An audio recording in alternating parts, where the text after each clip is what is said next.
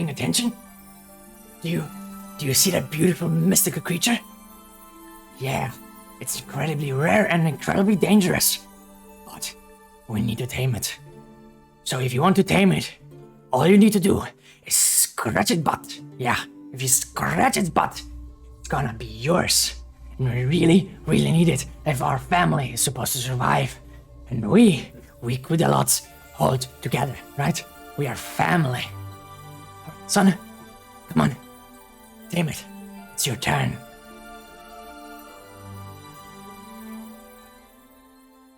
A few days ago, I went to the cinema to see Avatar: The Way of Water. The Avatar franchise is known for its computer effects. The special effects are always the thing that draw people into the cinema. And this time around, it's not much different, because the effects are incredible. The beautiful vistas, the beautiful landscapes, the animals, the creativity that went into shaping the Pandora is incredible. Like the detail on the textures, the detail on the water, the sunlight, everything is really, really, really, really good. So in that regard, the movie has nailed it. So waiting so many years to see all of that, it was definitely worth it. But obviously, a movie isn't only made out of special effects, even if it is a movie like that, because it still has a story and characters. And, you know, the previous Avatar movie had a pretty decent story and decent characters, but it wasn't anything amazing. And this time around, it's not really different. It's pretty much the same. The story is quite cliche. It's nothing we have never seen before, but it is done incredibly well. So even though the themes of this movie are things that we've seen before, they are done in a really, really good way. So you can kind of forgive its, its lack of originality. Let me introduce you to the movie's story. So basically, we go a couple of years into the future where Jake and Neytiri have children. They've built a family, he became the chief of the tribe, and they lead a pretty peaceful and happy life. But one day, the humans come back to Pandora and obviously a big war ensues. And then we jump another year into the future where the conflict has been going on for quite a while, and Jake is quite tired of this entire conflict. The natives of Pandora are also all exhausted of this conflict, and the same would goes for humans. But obviously humans want to conquer this planet, so they keep on going. So to defeat the Na'vi and to get rid of them, they decided to get rid of Jake Sully, their leader, because they are of the opinion that he is the key to everything. If he goes, then basically the entire resistance crumbles. And to accomplish that, they sent none other than Colonel Quaritch. But not Colonel Quaritch in his human form, because obviously he died in the previous movie. No, they actually created a Na'vi clone of him. But not only did they create a Na'vi clone of him, but also his entire battalion. So he is sent back to Pandora to kill Jake Sully so they can take over the entire Pandora planet. Now, the reason why I called the story cliche and nothing new is because it is quite predictable. A lot of the things in the movie you can kind of see before they happen. Like I don't want to go too much into spoilers yet, so let me just say that if you ever seen a movie where someone has to protect their family and someone who wants to take revenge on that person and their family, you basically know everything that's going to happen in the movie. Basically. For the execution to be this good, you needed one, an interesting world, which they had, because obviously Pandora is a beautiful place and it's full of mysteries, so it's always a pleasure to come back to it. And two, they needed good characters. And I think that they succeeded in that department as well. Even if some of the characters that appear in this movie are quite dumb and sometimes just comically evil, they still do a pretty good job at fleshing out the children of Jake and Neytiri.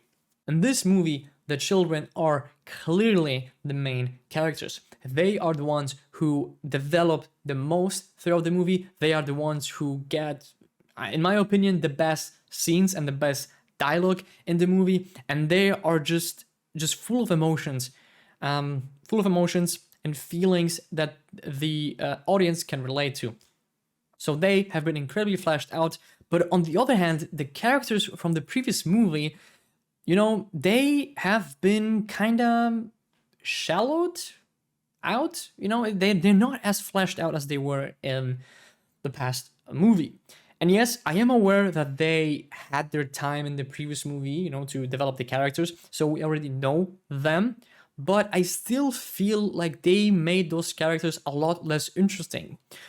Jake has basically became like this incredibly protective and military type of father. He just wants to protect his family, and even if his choices and the things he does are not always, gentle with the children and with his wife, he still has to do them because he wants to protect his family. So he's this type of character, and there's no more depth in him like in the previous movie. And Neytiri is like the opposite of Jake. Like, obviously she wants to protect the children, but she's also a Navi, right? She's a native of this land, and she wants to protect it. So when Jake wants to just protect his family and make sure they are safe, Navi wants to protect the family by fighting against the humans. She wants to protect the planet and her family by bringing the fight to them. So throughout the movie, they have this conflict where they constantly struggle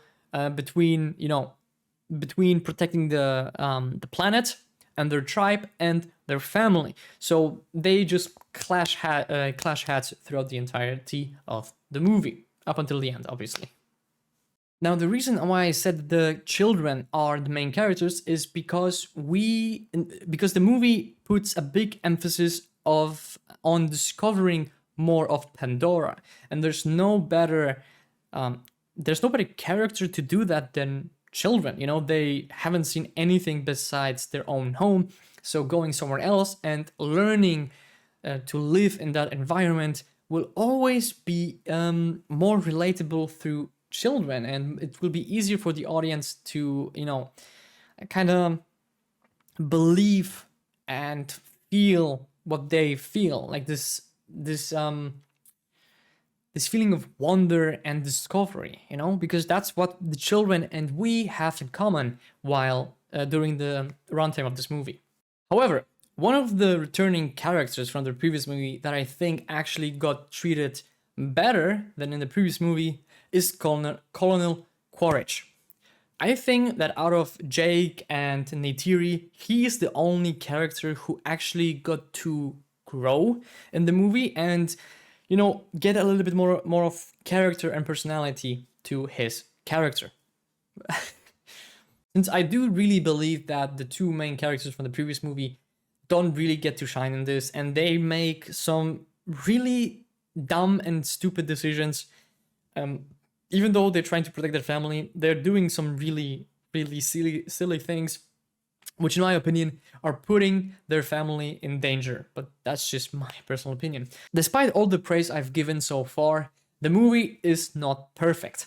There are two moments in this movie that really brought this movie down by a few points for me, because they were so incredibly dumb. And there's no proper explanation for any of it, of what happened.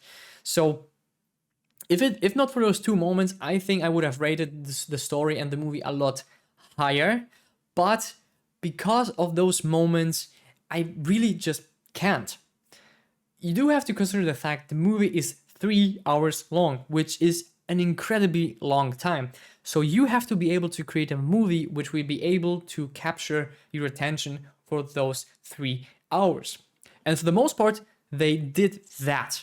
For the most part, they did manage to keep me in my seat and, don't really feel tired. Up until one point towards the end of the movie where they did something so stupid that I just wanted the movie to end. But up until that point, I was having a great time and I didn't want it to end. Now, the movie has some action in it, mostly in the beginning and the end of the movie.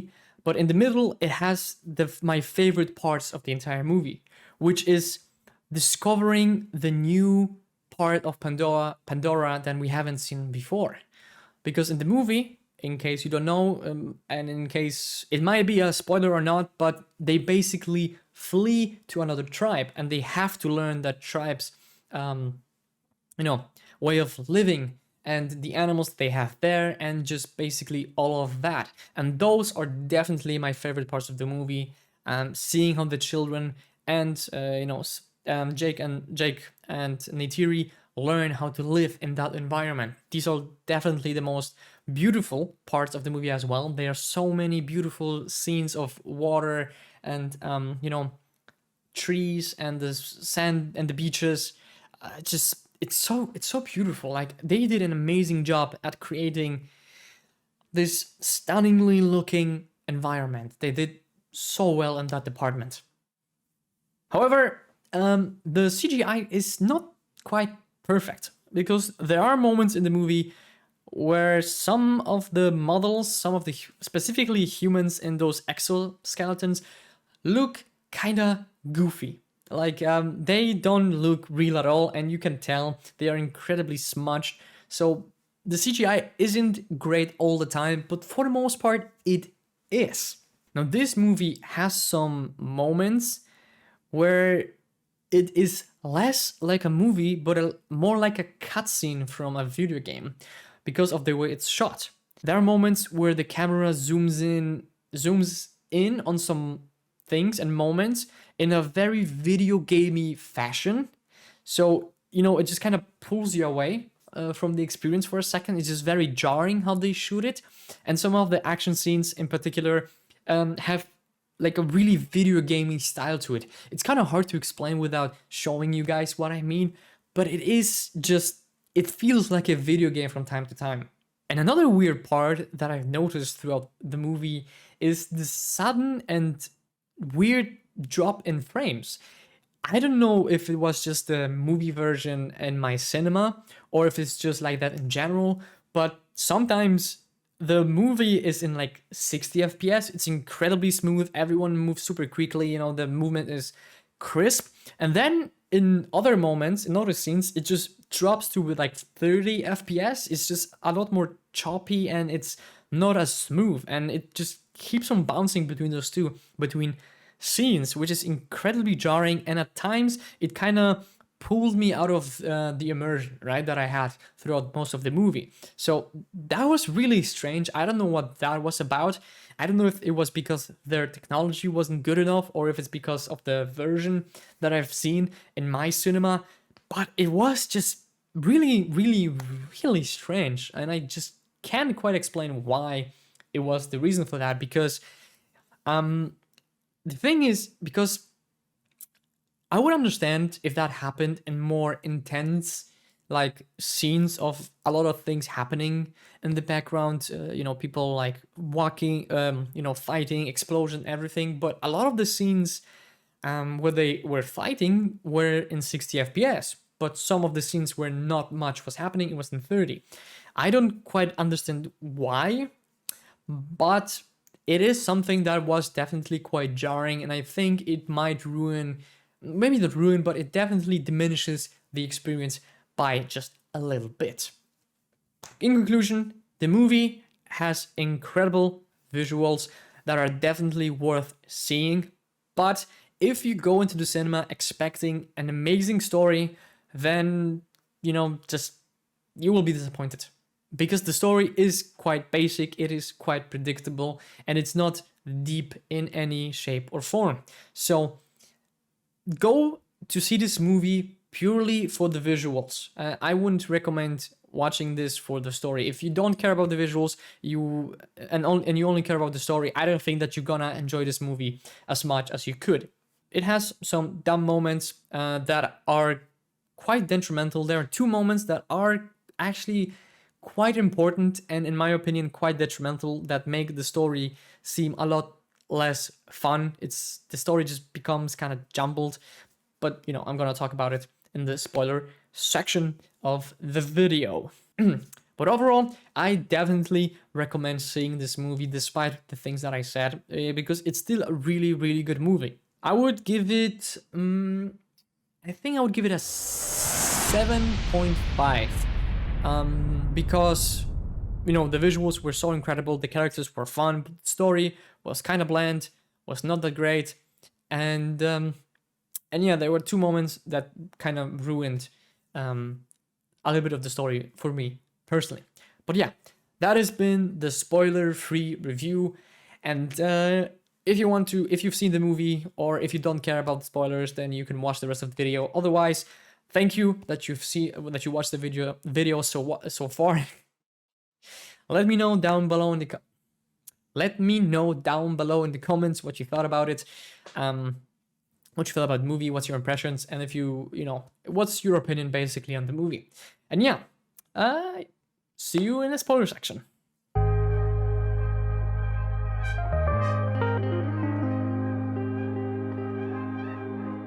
Welcome to the spoiler section of the review. So, in this section, I'm gonna talk about the movie in detail and talk about my favorite, my least favorite parts of the movie, basically.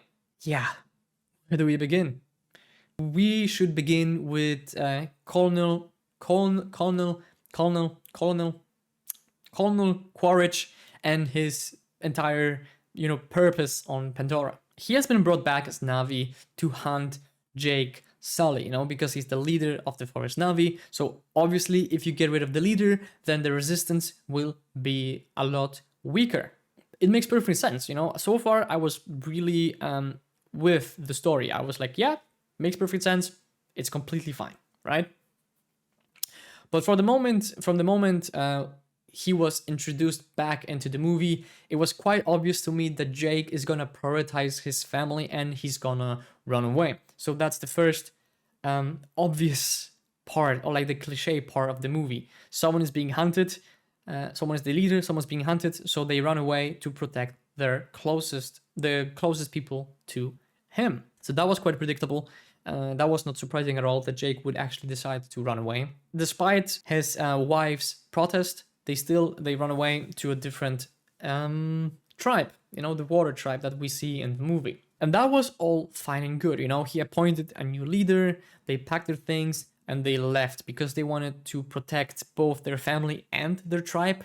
That's at least what Jake said, which I understand the family part, but protecting the tribe by leaving, you're not really protecting the tribe by leaving. If you are their strongest warrior, if you are their best strategist, then you're actually taking a lot away from them. You're not saving them from harm. You are actually weakening the resistance by quite a lot. So I think it was a dumb decision for the tribe, smart for your family, but really dumb for the tribe. I think that his excuse that this is going to protect the tribe is just bullshit, straight bullshit, because I don't see how it would help the tribe, especially since Neytiri is a really skilled warrior as well, right? So you're not only taking away the chief and strategist, you're also taking away one of the best, if not the best warrior in the tribe.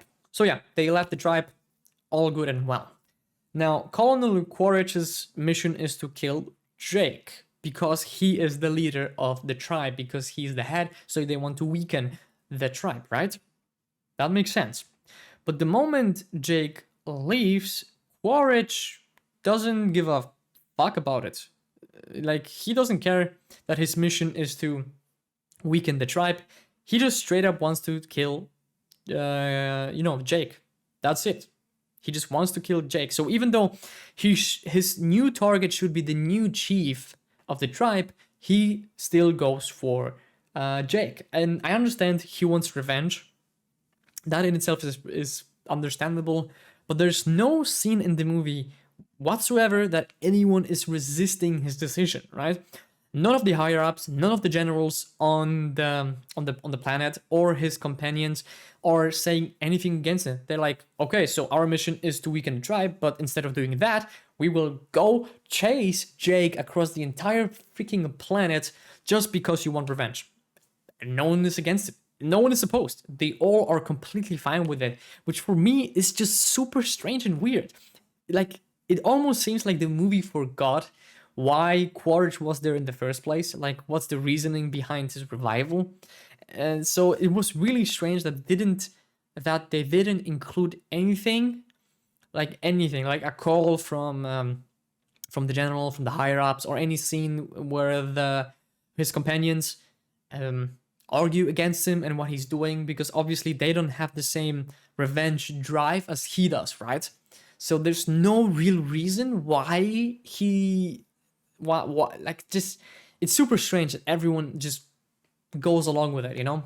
So I think that that's the first moment in the movie that kind of pulled me away from my immersion, you know, which was really strange. But luckily, everything else that follows afterwards, well, not everything, but up until the second stupid moment in the movie, my immersion, returned because of how they showed us how the family learns the ways of the new water tribe, which was super, super fun. Coming back to Quaritch a little bit, in this movie we are also introduced to Spidey, Quaritch's son, who was left on the planet because babies are not allowed to go into cryopods. So they are not allowed to fly into deep space. So basically, he had to stay on the planet, and that in itself, I think that the character in itself was completely fine. No, he grew up with the Navi, so he was behaving like them. He knew their language, and I knew that he's gonna become a plot point for Quaritch. It was quite obvious from the get-go that Quaritch is gonna grow soft on his son, obviously, even if he's not the original father, so to speak. It was very obvious that at some point it's gonna play a role, and it does.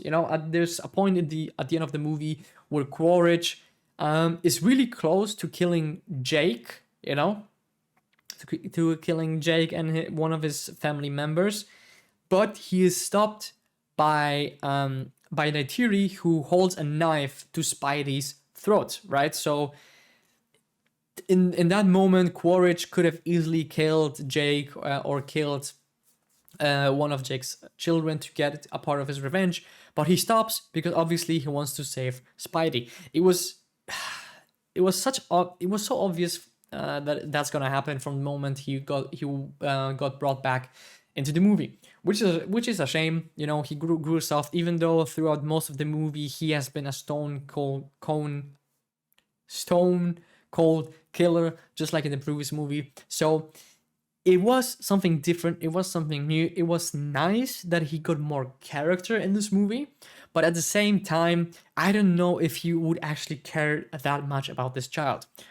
But maybe I'm wrong, since I'm not a father. I don't know how it feels to have children, so maybe I don't understand the feelings, behind it. But yeah, it was quite predictable that he would play that type of role for Quaritch, yeah. So the entirety of Sally's family, Sully, of the Sully family, learning how to live in that water tribe it's taken over like most of the movie. Like at least half of the movie has been about them learning how to live there, and in my opinion, those are definitely the best parts of the movie. It was so much fun seeing the new creatures and the children taming them and learning how to live in a completely new environment where they don't belong. And that's another cliche and really basic storytelling that we've seen before, because obviously when you put two different groups of people in one place, there's gonna be conflict. So once they arrive there, the other children are making fun of Jake's children because they have different tails, they have 5 fingers, which obviously indicates that they are not true Navi, or they are not true born Navi. So children make fun of it, and there's a conflict based on that as well throughout the movie. And obviously one of the sons had to fall in love with one of the girls from the other tribes. Obviously there's another conflict there because they are both love each other, but they are from different worlds, so it clashes a little bit. People might disagree with it and stuff like that. So there's a lot of cliche stuff like that, and you have that typical weird girl character who is secretly incredibly powerful. I think her name was Kiri. She, for some reason, has incredible connection to the mother, like the planet, so she can do some really crazy stuff. So she's being outcast by the other children, especially in the other tribe. She's being outcasted and she's being bullied. So the big brothers obviously, have to defend her. So basically, a lot of incredibly cliche things happen. You have a bully character who bullies one of the children. Then, something happens between them where the main character's child does something for the bully. So the bully becomes good. They become friends, and eventually, they're completely fine with each other. And that's the same thing that happens here when I forgot one of the son's names, but the younger son, he covers for the bully, so he doesn't get in trouble by his father, So that's another cliche thing that happens. It was quite predictable. I was also quite disappointed with the way they handled Neytiri, right? Because she was an incredible badass and such a good character in the first movie, but in the second one, she doesn't really do anything. And I do understand that they wanted to make the children the main characters. That makes perfect sense.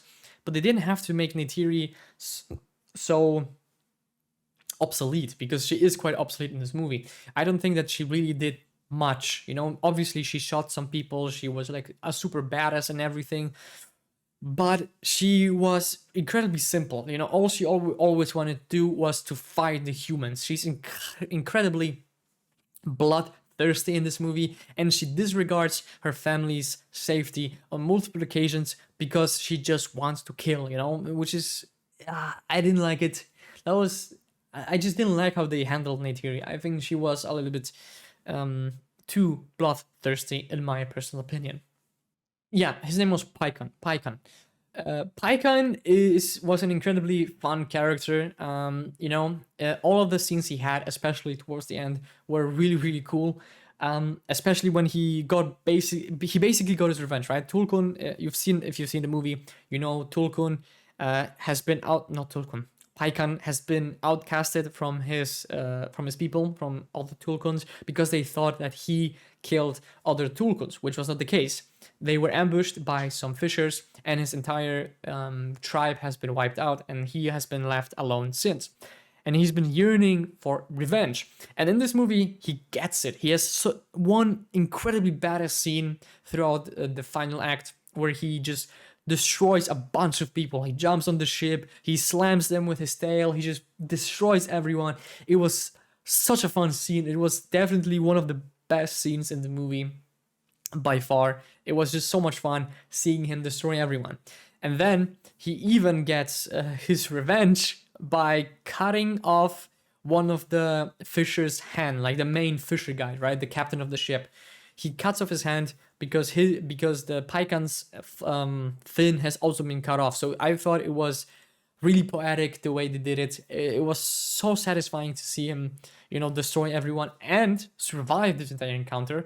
So that was by far like one of the best scenes in the movie. It was Pycon, my man. He was incredible.